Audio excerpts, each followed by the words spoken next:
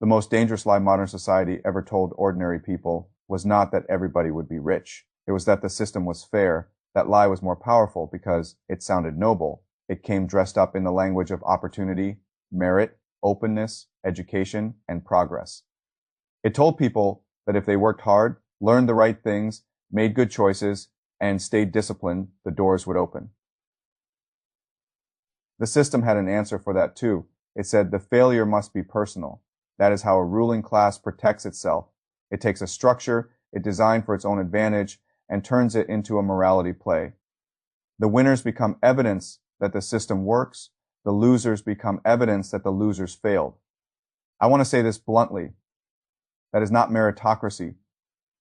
That is a caste system with better. I know this because I watched it happen. The elite did not simply inherit institutions and occupy them. It reshaped them around its own profile. The skills it possessed became the skills society measured most aggressively. The manners it practiced became the manners associated with intelligence. The schools it attended became the credentialing hubs for power. The social codes it moved through effortlessly became invisible barriers for everyone else. By the time the competition reached adulthood, the most important sorting had already happened. The affluent child grew up inside an incubator of advantage, better schools, better language, better networks, better expectations, better emotional stability, better access to adults who knew how to navigate every gatekeeping institution in the country. That child did not merely have more resources, he had a whole private civilization, training him for success from the beginning. Then the elite looked at the scoreboard and didn't call the outcome fair. That act of hypocrisy broke something deep in the country. Because inequality alone does not produce the kind of resentment we see now. Societies have endured inequality before. What produces this kind of fury is moral insult. It is the experience of being told that your exclusion is just. It is being trained to respect institutions that do not respect you back. It is watching a class of people monopolize prestige, money, authority, and cultural influence while continuing to lecture you about empathy. That is enough to poison a republic. And once that poison spreads, the damage shows up everywhere, not just in paychecks, but in life expectancy, family stability, friendship, trust, and hope. The people outside the charm circle start living shorter, lonelier, less secure lives. They become more vulnerable to despair. They withdraw from institutions that seem built for other people. A free society slowly begins to feel hereditary, but even that was not the elite's gravest mistake. Its gravest mistake was spiritual. The educated class did not just rig advancement. It dissolved the moral center that could have held a wounded country together. It traded moral order for personal preference and called the trade enlightened. It taught generations of people to speak of values as private inventions. Find your own truth, build your own identity, define your own good. That language flatters the ego, but it starves the soul. A civilization needs some common standard outside the self. It needs citizens who believe that certain obligations are not chosen like items from a menu. It needs a moral vocabulary strong enough to say that loyalty, sacrifice, truthfulness, fidelity, reverence, service, and mercy are not simply lifestyle options. They are building materials of a decent life. Take that away and a society starts drifting. People still have pleasures, they still have technology, they still have entertainment, they still have economic activity, but they become spiritually lighter and emotionally sadder. They lose the inner grammar that helps them answer life's hardest questions.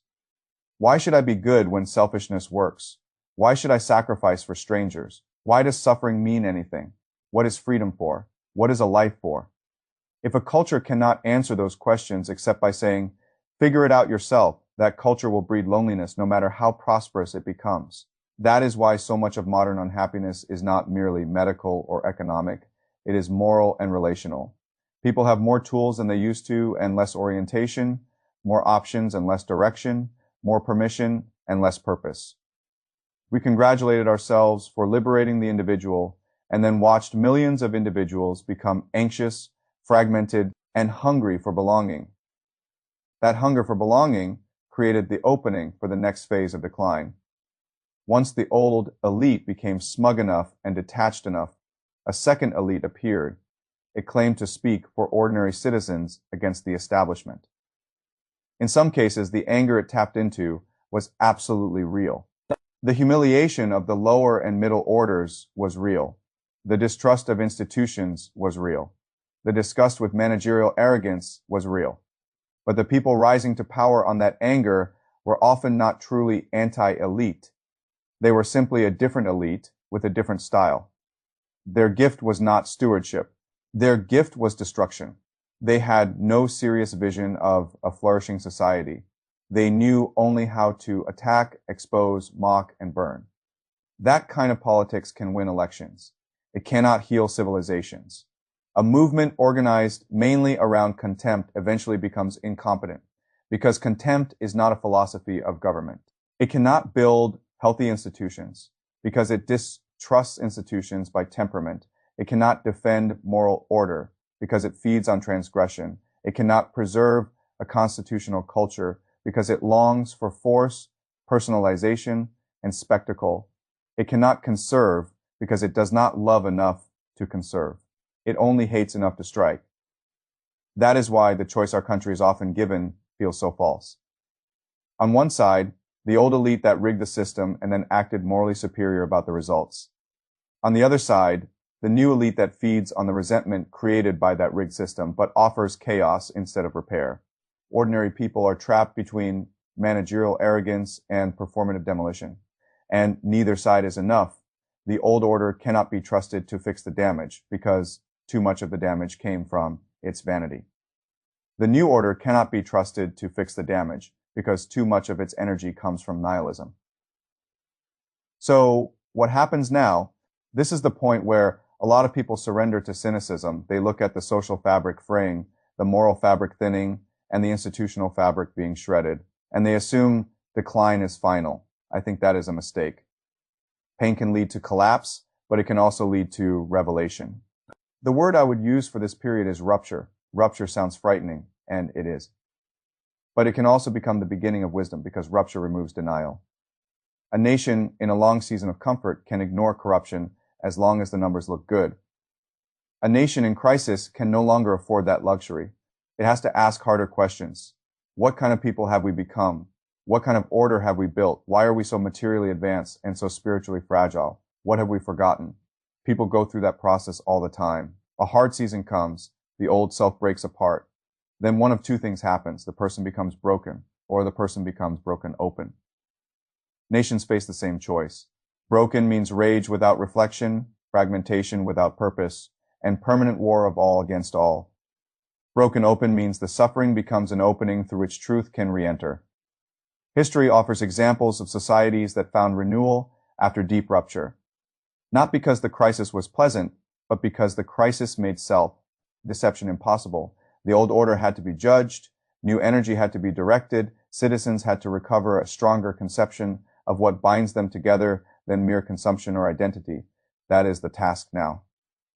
And it will not be solved, first, by politics. Politics matters, but politics alone cannot produce a trustworthy culture. You cannot legislate reverence. You cannot subsidize character. You cannot decree neighborliness from Washington. Law can support health or worsen decay, but it cannot create the inner substance of a people. Cultural repair has to begin with soulcraft. It has to begin with changing the answer to the question, how should I live? The hyper-individualist age answered that question with some version of this. Express yourself, construct yourself, optimize yourself, protect yourself, market yourself, free yourself from inherited limits. That formula created ambition, but it did not create belonging. The healthier answer is older and more demanding. You live by serving. You live by taking responsibility. You live by joining yourself to duties that are not all about your own advancement. You live by accepting that freedom without moral formation becomes chaos. You live by seeing others with an attentive and generous gaze instead of treating them as props in your private drama. That phrase matters to me, attentive and generous gaze, because civilization depends on it more than spreadsheets ever will. A person who really sees another person becomes less arrogant, less cruel, less abstract. He remembers that every stranger has an interior life as serious as his own. He becomes harder to manipulate into contempt. That is why the answer to a rigged society is not just institutional reform. It is relational reform too. We need communities again not online mobs, not partisan tribes, not moral theater, real communities built on fidelity, duty, service, and mutual care. We need civic institutions that teach people how to belong. We need schools that form character rather than merely sort talent. We need religious and moral institutions willing to speak clearly about good and evil, humility and pride, service and selfishness. We need neighborhoods and associations dense enough that citizens are not left alone with screens and resentment. Culture rarely changes because an argument wins. Culture changes because a small group of people begins living in a way that is more sane, more beautiful, and more trustworthy than the surrounding disorder. Other people notice, then they imitate. A creative minority forms. That is how many real revivals begin, not from the top, not through slogans, through example. This is why I still have hope, not naive hope, not sentimental hope. Hope rooted in the knowledge that social orders are not permanent and that moral memory can return when suffering becomes intolerable enough to force honesty. We may be nearing that point now. The country has seen enough loneliness, enough distrust, enough institutional degradation, enough elite hypocrisy, enough cynical performance to know that something foundational has gone wrong.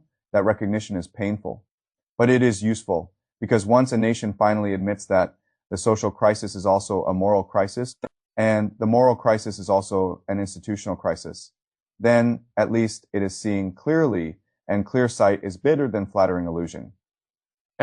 If we are wise, we will stop searching for saviors and start cultivating citizens.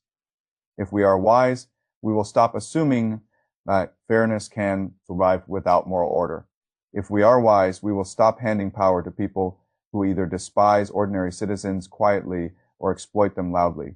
And if we are wise, we will recover a more defiant form of humanism, the refusal to deny the full dignity of the person standing in front of us, even in a bitter age. That kind of humanism is not weakness. It is the only foundation sturdy enough to resist both meritocratic arrogance and populist cruelty. A country can survive economic shocks. It can survive bad leaders. It can survive scandals. What it cannot survive forever is this combination.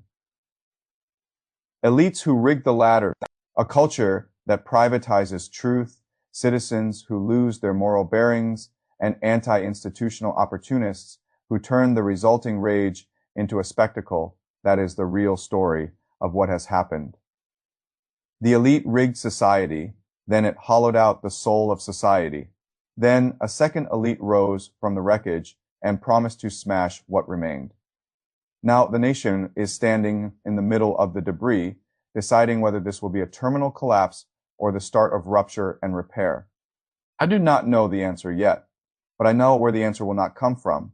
It will not come from one more flattering myth told by the winners, and it will not come from one more destructive performance sold as strength. It will come, if it comes at all, from rebuilding moral order, civic trust, and human solidarity together.